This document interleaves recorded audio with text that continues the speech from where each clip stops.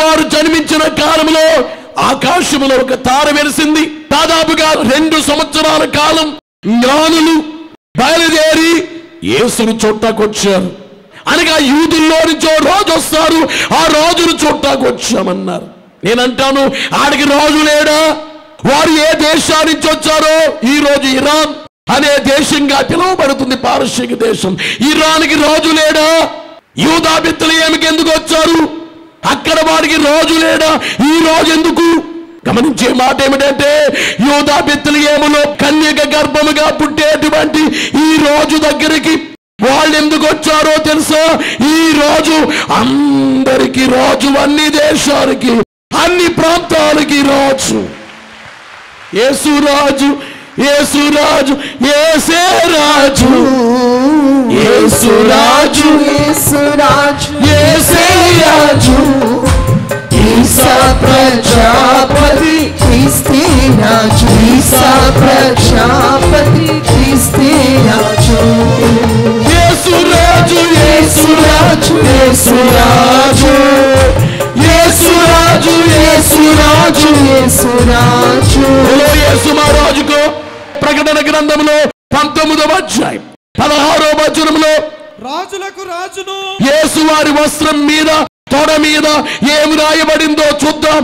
రాజులకు రాజును, ప్రభువులకు ప్రభువును, ప్రభువులకు ప్రభువును, అనునామము ఆయన వస్త్రము మీద, ఆయన వస్త్రము మీదను తొడ మీదను వ్రాయబడి ఉన్నది. వినాలి ప్రియులారా, ఆయన వస్త్రం మీద తొడ మీద వ్రాయబడి ఉన్నది.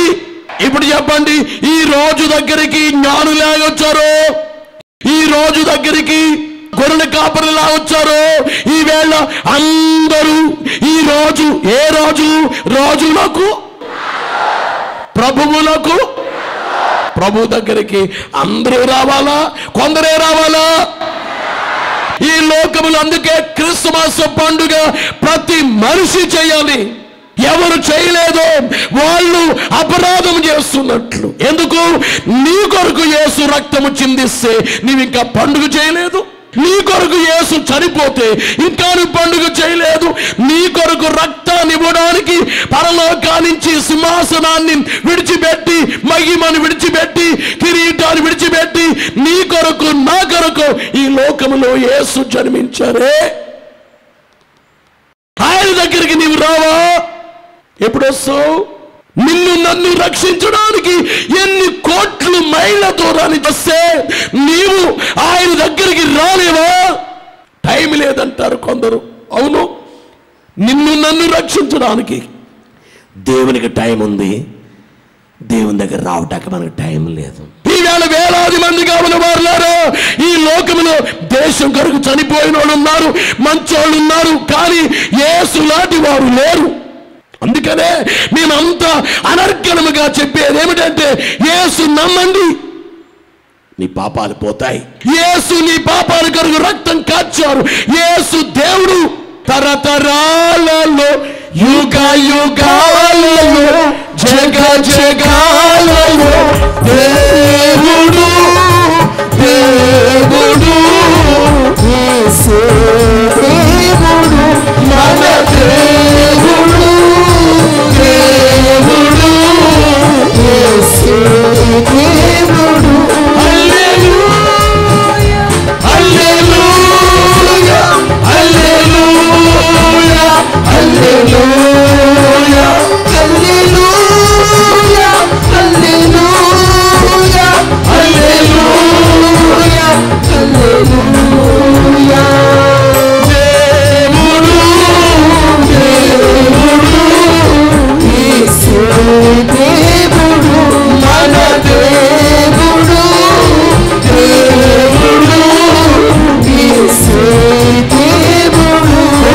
యేసు మహారాజుకు ఈవేళ గమనించే మాట ఏమిటంటే, ఆనంద క్రిస్మస్ అంటుంటే ప్రపంచంలో అది క్రైస్తవుల పండుగ అన్నారు, అది విదేశీ పండుగ అన్నారు, అది మన దేశానికి పండుగ కాదంటారు కొందరు. క్రిస్మస్ పండుగ క్రైస్తవుల పండుగ. కానీ ఆ పశువుల తొట్టెలో ఆ పొత్తి వస్త్రాలతో చుట్టబడిన బాలుడు అందరి కొరకు జన్మించినటువంటి బాలుడు. బోలో యేసు మహారాజుకు.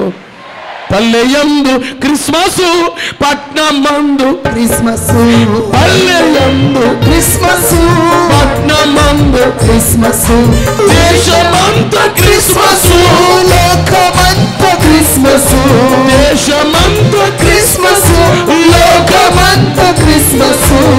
బోలో యేసు మహారాజుకు. ఈ వచ్చినటువంటి ఆయన కొందరి కొరకు వచ్చారా, అందరి కొరకు వచ్చారా? మనం ఏమనాలి? వేళ మోకాళ్ళ మీద ఉండి, నా తండ్రి నా కోసం నరుడిగా పుట్టావా నాయనా, నా కోసం జన్మించిన యేసు ప్రభువా మీకు స్తుతి నాయనా, పంచభూతములను మాటతో సృష్టించిన యేసు ప్రభువా నా కోసం జన్మించారా, కలుగుగాక అనగానే వెలుగు కలిగింది. నన్ను కూడా ఓ మానవుడా నువ్వు పరిశుద్ధుడు వగుదువుగాక అని అనలేదు. కానీ అలాగనకుండా యేసు రక్తము నా కొరకు చిందించారు, యేసు నా కొరకు చనిపోయారు. అందుకే నా జీవితంలో యేసే నాకు ముఖ్యం, అన్నిటికంటే యేసు నాకు ముఖ్యం, అందరికంటే యేసు నాకు ముఖ్యం. బోలో యేసు మహారాజుకు. అందుకే నేను ఆయన ఆరాధిస్తాను, ఆరాధించమని చెబుతాను. ఆరాధించండి క్రీస్తును, ఆరాధించండి క్రీస్తును, ఆరాధించండి, ఆరాధించండి క్రీస్తును, ఆరాధించండి క్రీస్తును, ఆరాధించండి. యేసు మహారాజుకు. అయ్యా అమ్మా నా కొరకు, నీ కొరకు, కుమారుడా నీ కొరకు ఇంకా నీవు పాపములో జీవిస్తున్నావు. అయినా కానీ నీ కొరకు 2000 సంవత్సరాల క్రితం యేసు మహోన్నతుడు సూర్య చంద్ర నక్షత్రాలు కలుగు చేసిన ఆయన నా పాపం నీ పాపం తీసేయడానికి ఈ లోకములో మానవుడిగా జన్మించారు దేవుడు. బోలో యేసు మహారాజుకు. క్రిస్మస్ పండుగ చేయాలా మానేయాలా? మోకాళ్ళ మీద ఉండి తండ్రి నా కోసం జన్మించారు నాయన. కానీ వేళ క్రిస్మస్లో అలా జరగట్లేదు.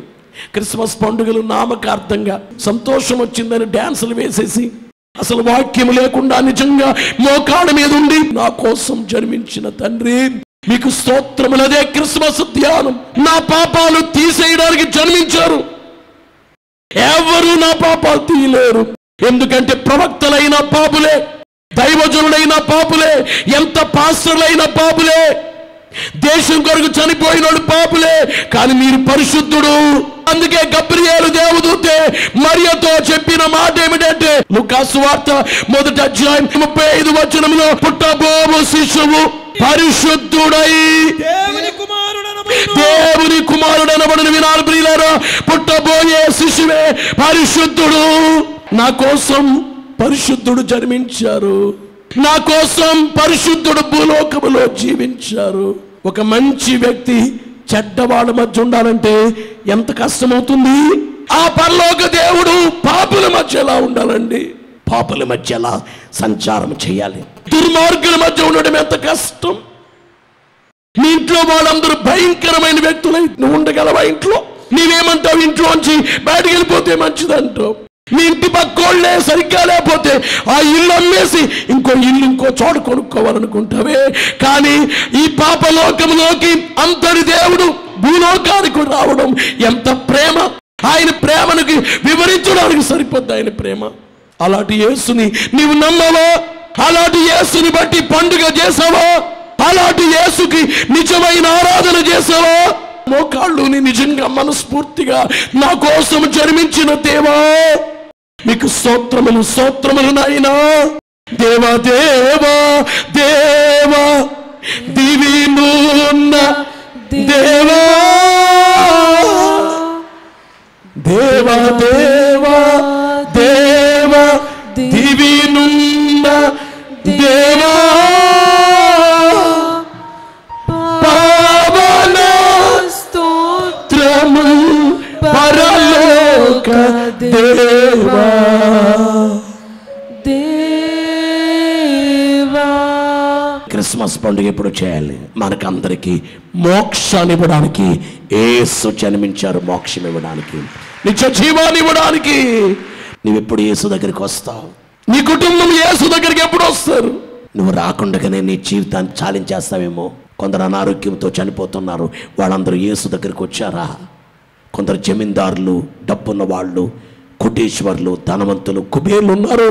వాళ్ళందరూ డబ్బులు ఉన్నాయి కానీ రేపు చనిపోయి పాతాళానికి వెళ్ళిపోతున్నారు. వాళ్ళు యేసు దగ్గరికి వచ్చారు, వారి పాపాలు కడుక్కున్నారు.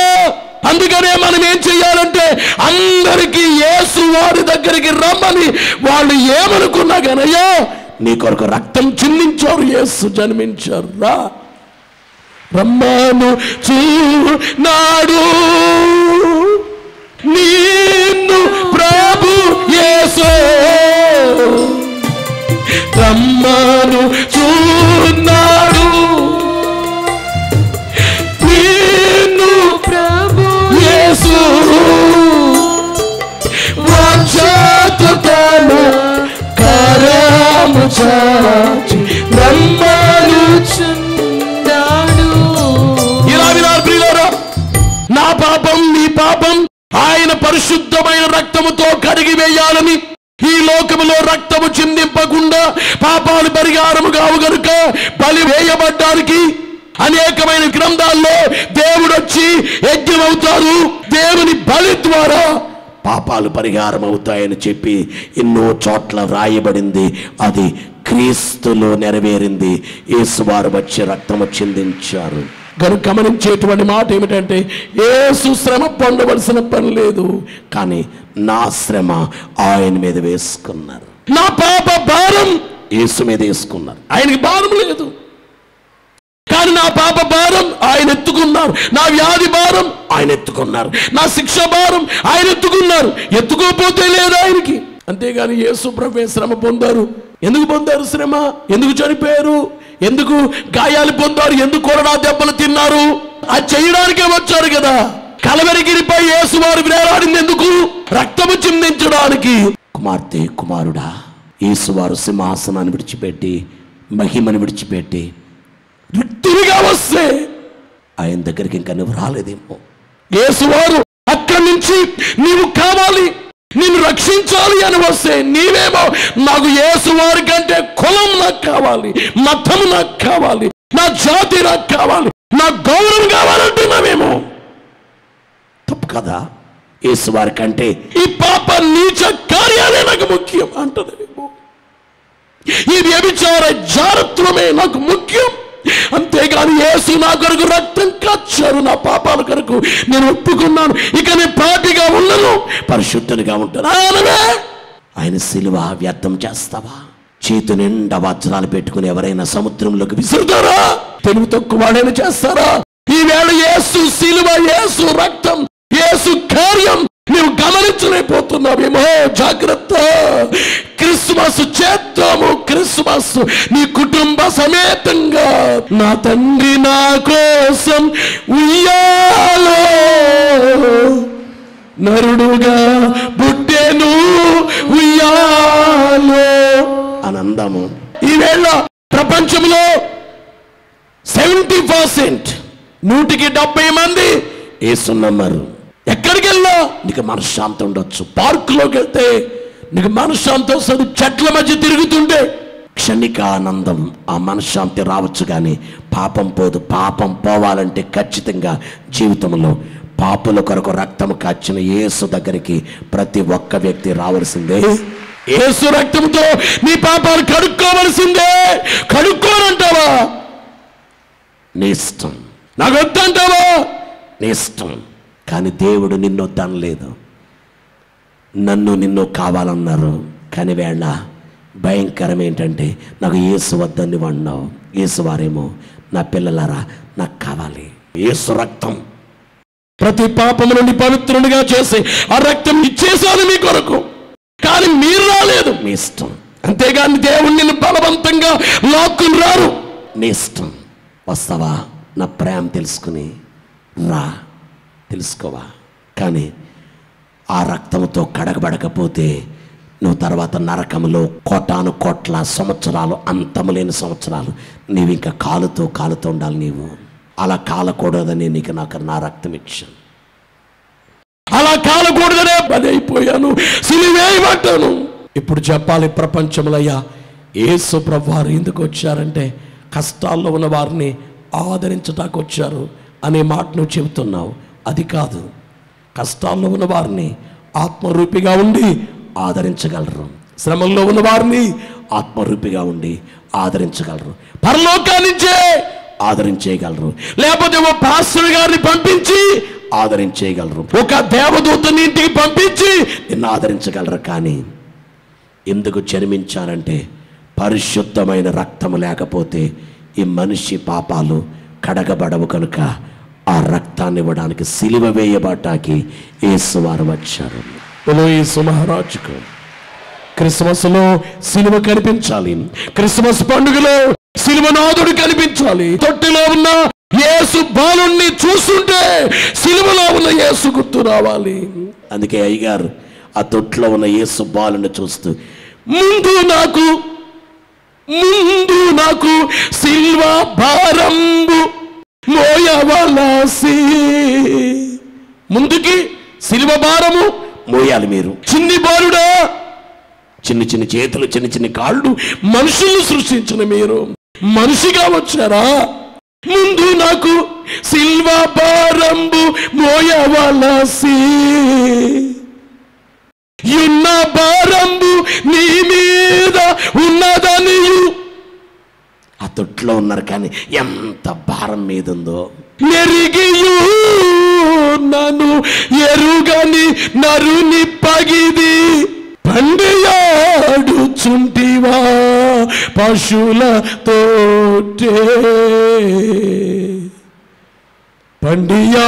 పండియాడుచుంటివా పశువులతోటే.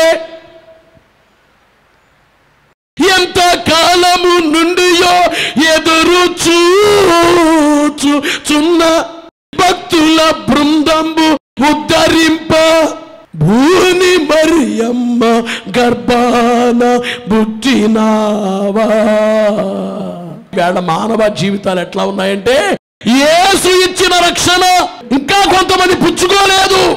ఇదిగో నేడు రక్షణ తెచ్చి నాడు నీ కోసమై, ఇదిగో నేడు రక్షణ తెచ్చి నాడు నీ కోసమై మేలుకో పాపము చాలుకో, మేలుకో పాపము చాలుకో. రక్షణ తెచ్చారు, పుచ్చుకో. యేసు వారిచ్చినటువంటి రక్షణే అందుకోపోతే ఎంత భయంకరమండి. నీ కుటుంబం రక్షణ అందుకుందా? 20 లక్షల రూపాయల కంటే, 20 కోట్ల కంటే, 200 కోట్ల కంటే, 2000 కోట్ల కంటే, 20 లక్షల కోట్ల కంటే వెల కట్టలేని దానికంటే గొప్పదే ఆయన ఇచ్చిన రక్షణ. బలో యేసు మహారాజుకో. ప్రభునందు ప్రియులారా, జ్ఞానులు నక్షత్రాన్ని ఆధారంగా చేసుకుని యేసును చోటకి వెళ్ళారు. కానీ వెళుతున్న మార్గంలో వారు దారి తప్పారు. అలాగే ఈవేళ యేసు నమ్మి చాలామంది వెళుతూ దారి తప్పుతున్నారు. కొంత దూరం వెళుతున్నారు భక్తిగా, విశ్వాసంగా, కొంత దూరం వెళ్ళి ఆ తర్వాత పడిపోతున్నారు. నక్షత్రమేమో నడిపిస్తుంటే కొంచెం దూరం వెళ్ళిన తర్వాత అందరూ అనుకున్నారు రాజు పుడతాడంటే రాజుకు తెలియకుండా ఉంటుందా, యెరూషలేముకి వెళ్ళి రాజుగారిని అడుగుదాం అన్నారు. ఎంత పని చేశారు వాళ్ళు. దాన్ని బట్టి ఎన్ని వేల మంది పిల్లలు రామాలో అంగలార్పు వచ్చింది మార్గం తప్పినందుకు. ఈవేళ గమనించే మాట, నీ వెళుతున్న మార్గాన్ని తప్పితే రేపు నీ కుటుంబాలు, నీ పిల్లలు వాళ్ళు పాడైపోతారు ఆత్మీయ స్థితిలోకి రాకుండా. నీ ఒక్కడిని బట్టి ఎంత నష్టమో మనం గ్రహిందాం. అనేకులకు తెలియచేసి 2000 సంవత్సరాల క్రితం వచ్చిన యేసు మరలా వస్తున్నారు. అయ్యా నిన్ను నన్ను తీసుకెళ్ళటానికి వస్తున్నారు. ఆయన రాజ్యానికి తీసుకెళ్ళడానికి వస్తున్నారు. మహిమ ప్రపంచంలోనికి తీసుకెళ్ళిపోవడానికి వస్తున్నారు. ఎవరైతే ఆ రక్తము చేత కడగబడ్డారో, ఆయన రాజ్యానికి సిద్ధపడుతున్నారో, వారిని ఆయన రాజ్యంలో యుగ యుగాలు ఆయన రాజ్యంలో ఉంచడానికి వస్తున్నారు. మహిమకు తీసుకెళ్ళడానికి వస్తున్నారు. ఆ రాకడికి మనందరము సిద్ధపడదాం.